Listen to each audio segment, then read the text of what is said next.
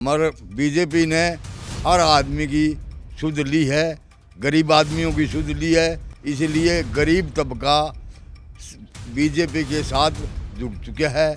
जिस तरह पहले कांग्रेस के साथ जुड़े थे, इसी तरह आज बीजेपी के साथ गरीब तबका जुड़ रहा है। गांव में नहीं है, आप इस पूरे हल्के में घूम रहे हो और पूरे हर गांव में जाके पूछो, एक तरफा ही है सारा। भाई हमारे हल्के से, बरवाड़ा हल्के से फूल के 15,000 से अप है वोट जीत के। गाँव का तो भाई रोजगार का ही मुद्दा है। कांग्रेस आएगी तो नौकरियां बिकेगी, और बीजेपी में क्या है कि जो बच्चे पढ़ेंगे लिखेंगे आगे जाएंगे, बिना खर्ची पर्ची की नौकरी मिलेगी। तो युवा ऐसी सरकार क्यों चुनेंगे जिसमें खर्ची पर्ची लगे? क्योंकि खिलाड़ियों के साथ तो कांग्रेसियों ने राजनीति करी है हुड्डा साहब ने। हाँ, और कांग्रेस ने उनको उछाला है, नहीं तो किसी खिलाड़ी में कोई हिम्मत ही नहीं थी। टक्कर तो इसकी रणवीर की और संजना सातोड़ की रहेगी। संजना सातरोड़ को दूसरे नंबर पे। हाँ, दूसरे नंबर पे रहेगी, क्योंकि पूरी जाट बिरादरी उसके साथ है ना। नमस्कार, द न्यूज़ 15 देख रहे हैं आप और मैं हूं आपके साथ केशव पांचाल। हरियाणा में चुनाव अपने अंतिम चरण पर है। 5 तारीख को वोटिंग होनी है और 8 तारीख को तस्वीर साफ हो जाएगी।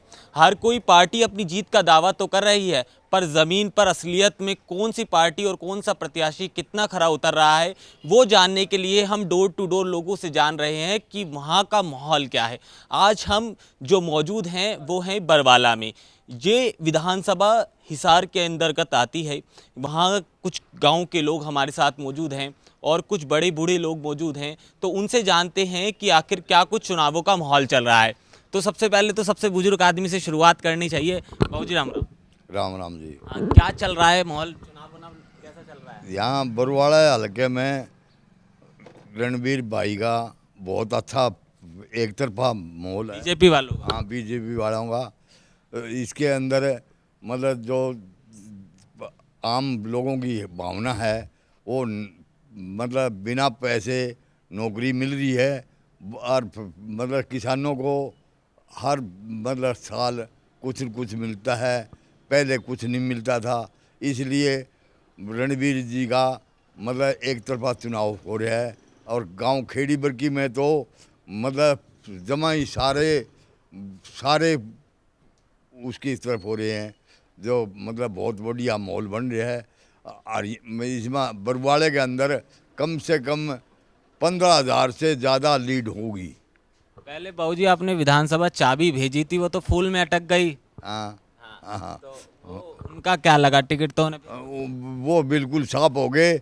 जब मतलब चाबी वाले मतलब अगर जब इनके साथ नहीं मिलते नहीं तो कुछ और होता, अब वो साफ हो गए। आप पहले पुराने वक्त के आदमी, आपने हरियाणा को बड़े करीब से देखा है, तो उस समय जब चौटाला की सरकार होती थी, उसके बाद कांग्रेस की सरकार होती थी और पिछले 10 साल से बीजेपी, तो कितना कुछ अंतर आया और कितना कुछ बदलाव हुआ? बहुत कुछ बदलाव हो गया।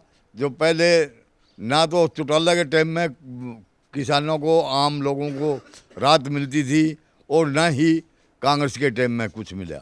मगर बीजेपी ने हर आदमी की सुध ली है, गरीब आदमियों की सुध ली है, इसलिए गरीब तबका बीजेपी के साथ जुड़ चुका है।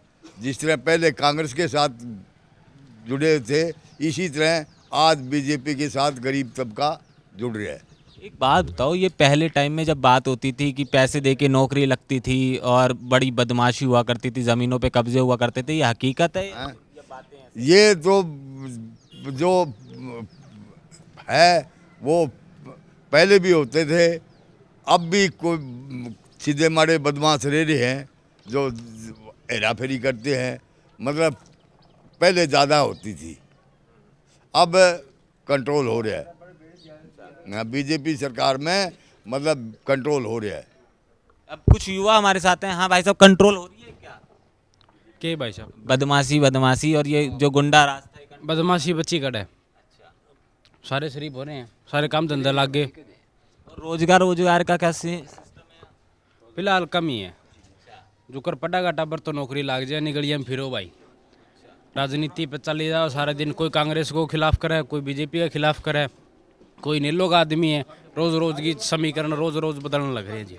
जैसे आपने पहले चाबी को चुन के विधानसभा भेजा, तो आप कुछ लगता है कि ये वाली चीज़? हाँ भाई, चाबी ने चुना को नहीं, बीजेपी के साथ है भाई साहब। बाबूजी क्या कर रहे हो आप?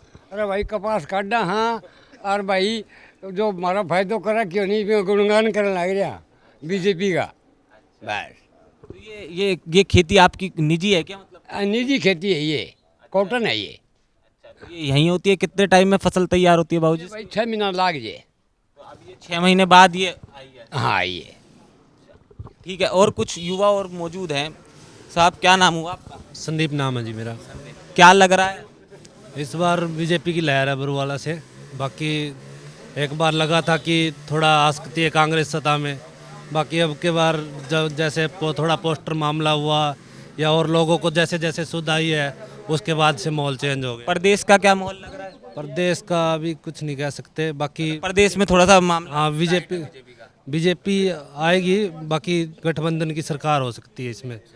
हाँ भाई साहब, लग रहा है कि क्या सरकार होगी गठबंधन? बढ़िया चलागी सरकार सही। अच्छा, तो मतलब आप किसके साथ हो? बीजेपी। अच्छा, ये तो पूरा गांव ही बीजेपी वाला हाँ है। बीजेपी है सारे यहाँ पे। बाबूजी क्या नाम हुआ अपना? मेरा नाम धर्मपाल है। जो हमारे नाना जी बैठे हैं, बूढ़े बुजुर्ग बैठे हैं, उन्होंने जो बता दिया वो सही है। और तो बटन तो आप भी दबाओगे, आप भी कुछ हम बता। भी वो दबाएंगे, जो ये दबाएंगे वो हम दबाएंगे, हम क्या पीछे रहेंगे क्या? तो पूरा गांव एक तरफा ही माहौल है? हाँ एक तरफा ही माहौल है। आपका भी कुछ अपना निजी विचार है या फिर आप भी इनके से कहने पे बटन दबाओगे? ना ना कहने पे थोड़े निजी है। तो क्या है, क्या लग रहा है माहौल? ये इनका है जो सारा रणबीर का। फूल खिला रहे हो? हाँ चाबी वाबी? चाबी चुबी नहीं है। बाबूजी ये तो एक तरफा फैसला सुना रहे हैं, गांव में कह रहे हैं जो नाना जी कह देंगे वही दबा देंगे हम तो। गांव में नहीं है, आप इस पूरे हल्के में घूम रहे हो और पूरे हर गांव में जाके पूछो, एक तरफा ही है सारा। बाबूजी आप पुराने आदमी हो, जो ये हाथी के चश्मा लगाया, ये कितना जबरदस्ती सेट करा गया है या फिर आगे तक चल जाएगा? ये कुछ नहीं चलेगा, ये हाथी उथी कुछ नहीं है ना। यहाँ तो कमल का फूल खिलेगा। पहले तो एक समय तो चश्मा तो आपने ही पहना हुआ है तो बड़ा जोर हुआ करता था, तो अब सारी चीज़ें खत्म हो गई। चश्मा तो बहुत जोर हुआ करता था, पर चश्मे वालों का आपस की फूट में उनका घर खराब हो गया तो क्या करें। हाँ हम भी चश्मे वालों के थे पहले। हाँ अभी फूल वालों के हो गए। अब फूल वालों के हो गए। हाँ भाई साहब आप किसके हैं? बीजेपी कहाँ और क्या कहाँ सारे बीजेपी के। और अरे क्या तरह बाबूजी कितने मतों से जीत रही है, फिर विधायक कितने ज्यादा जीत पा रहे हैं? भाई हमारे हल्के से बरुवाड़ा हल्के से फूल के 15,000 से अप है वोट जीत के। ये खेड़ी भरकी में जो समस्याएं हैं अगर आप गिनवाना चाहो, पिछले विधायक ने काम की? खेड़ी बरकी में आप देख रहे हो, गांव में फिर के देख लियो, तकरीबन दिल्ली से आया तो एकदम सड़कों पे फूल बिछे हुए थे, आना बड़ा मुश्किल हो। आज बहुत बहुत बढ़िया है। मतलब आप सारा हल्का में फिर के देख लियो और खेड़ी बरकी में देख लियो, मतलब पूरा एक तरफा माहौल हो रहा है। तो भाई साहब ये जो अब ये जो चुनाव हैं तो इसमें युवाओं के क्या कुछ मुद्दे हैं? युवाओं का तो भाई रोजगार का ही मुद्दा है। कांग्रेस आएगी तो नौकरियां बिकेगी, और बीजेपी में क्या है कि जो बच्चे पढ़ेंगे लिखेंगे आगे जाएंगे, बिना खर्ची पर्ची की नौकरी मिलेगी। तो अब युवा ऐसी सरकार क्यों चुनेंगे जिसमें खर्ची पर्ची लगे, है ना। तो मामला दो तरफा ही है, बीजेपी और कांग्रेस, बाकी और कुछ नहीं। बाकी और कुछ नहीं है। कांग्रेस कौन लेके आएंगे? आप हिमाचल और कर्नाटक में देख लो ना, सरकारी कर्मचारियों को सैलरी तक देने के पैसे नहीं है उनके पास, और वो ओपीएस का वादा कर रहे हैं। कहाँ से ओपीएस दे देंगे वो? सरकारी कर्मचारियों को सैलरी तो दे दे वो एक बार।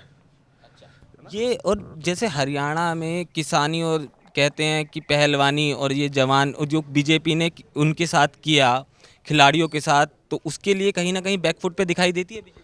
कहीं नहीं दिखाई देगी भाई, क्योंकि खिलाड़ियों के साथ तो कांग्रेसियों ने राजनीति करी है, हुड्डा साहब ने। हाँ, और कांग्रेस ने उनको उछाला है, नहीं तो किसी खिलाड़ी में कोई हिम्मत ही नहीं थी। और क्या नहीं दिया सरकार ने किसान इनको खिलाड़ियों को? जो खिलाड़ी जीत के आ रहे हैं उनको 4-4 करोड़ रुपए दे रही है, नौकरी दे रही है, और क्या चाहिए खिलाड़ियों को? राजनीति करने के लिए थोड़ी है। उस विनेश फोगाट का हुड्डा ने जो कैरियर खत्म कर दिया राजनीति में। राजनीति में बन जाएगा? नहीं बनेगा, खत्म कर दी, उसकी नौकरी छुटवा दी और विधायकी भी नहीं आएगी। बीजेपी सरकार ने वो जीती नहीं तो भी उसको इसका सम्मान किया, 4 करोड़ रुपए दिए। उसने क्या किया सरकार के खिलाफ? ये खेड़ी पर किसानों का क्या था? जब कांग्रेस की सरकार थी 10 रुपए का चेक बनता था, 5 रुपए का चेक बनता था, जिसमें 10 रुपए तो एक चेक बनाने भी खर्च हो जाते थे सरकार के। फायदा क्या उसका? अब किसानों को कितना मुआवजा मिल रहा है, डायरेक्ट बैंक में आ रहे हैं, किसी का कोई दलाल नहीं, कोई बिचौलिया नहीं। ये खेड़ी बरकी के आसपास स्टेडियम की बात करें तो कहीं है? बैबलपुर है, बैबलपुर में है, जेवरा में है।